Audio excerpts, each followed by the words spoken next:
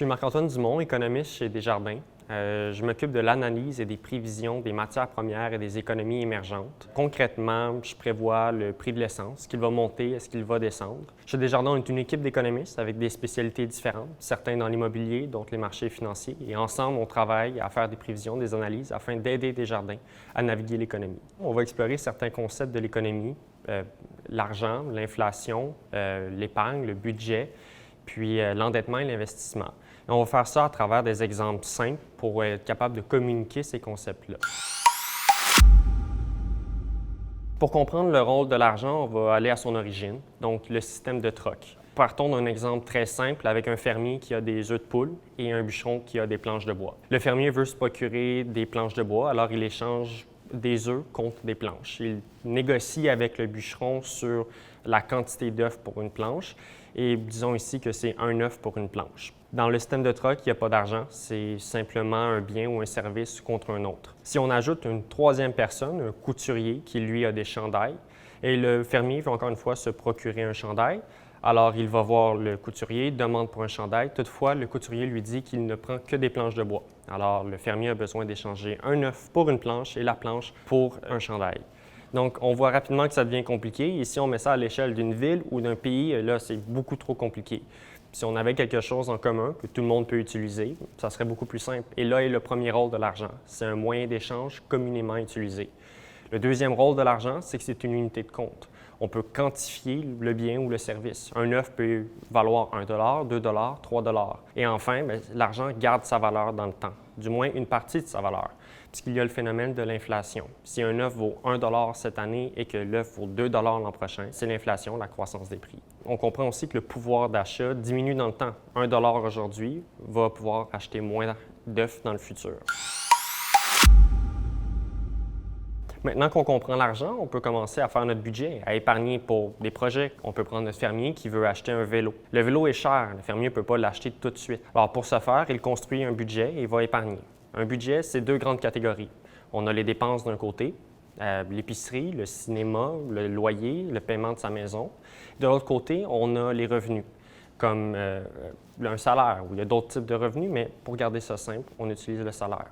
Notre fermier a un revenu de 10 $ par mois et dépense 8 $ par mois, que ce soit par le paiement de sa maison, son épicerie et encore une fois le cinéma. Lorsqu'on soustrait les dépenses aux revenus, on obtient un surplus de 2 $. Ce surplus-là, il peut être dépensé pour consommer davantage ou il peut être épargné. Et puis, si le fermier épargne, disons ici que le vélo coûte 12 $, après 6 mois, il va avoir l'argent nécessaire pour acheter son vélo.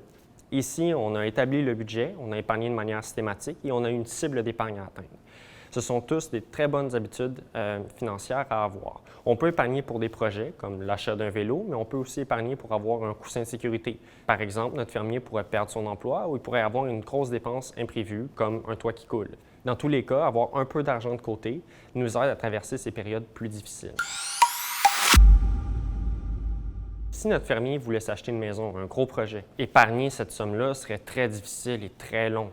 Alors une manière ici de faire le pont entre les dépenses et les revenus, c'est de s'endetter. Quelqu'un nous donne de l'argent qu'on va devoir rembourser. Pour les particuliers, la forme la plus courante d'endettement, c'est les dettes de carte de crédit, les marges de crédit, les emprunts hypothécaires et les dettes étudiantes. Les entreprises aussi peuvent emprunter, souvent sous forme d'obligations ou d'emprunts chez les institutions financières. Les gouvernements aussi peuvent emprunter sous forme de titres d'emprunt ou d'emprunt chez les grandes institutions financières internationales, comme le Fonds monétaire international, ce qu'on appelle la dette publique.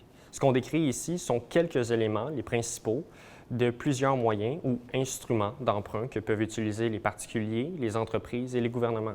La méthode habituelle dans laquelle fonctionne un emprunt, le prêteur passe l'argent en échange d'un taux d'intérêt. Ainsi, l'emprunteur va devoir rembourser le montant initial, ce qu'on appelle le principal, ainsi que l'intérêt.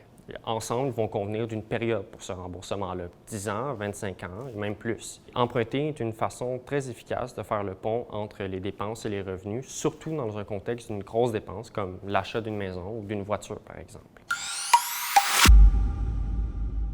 Notre fermier a établi son budget, épargne de manière systématique et a acheté sa maison. Maintenant, il est prêt à planifier de grands projets comme prendre sa retraite. Pour ça, il va devoir accumuler beaucoup d'argent, mais pas de problème, il a 35 ans pour le faire. La meilleure façon de le faire serait d'investir. Investir, c'est placer son argent sur les marchés financiers ou dans l'immobilier et la faire croître. Reprenons l'exemple de notre fermier. Il investit 10 $ aujourd'hui dans les marchés financiers avec un taux de rendement moyen de 8 %. L'argent va croître pendant 35 ans. Après 35 ans, il va avoir 148 $. Si notre fermier investit ce même 10 $, mais dans 10 ans seulement, il aura donc seulement 25 ans pour faire croître son argent, il aura uniquement 68 $, moins de la moitié de s'il avait commencé à investir dès maintenant.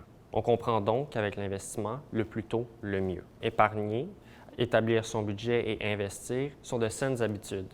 On n'a pas besoin d'avoir un gros montant, c'est un mythe. On peut commencer avec une très petite somme et la grossir avec le temps et laisser le taux de rendement faire son travail.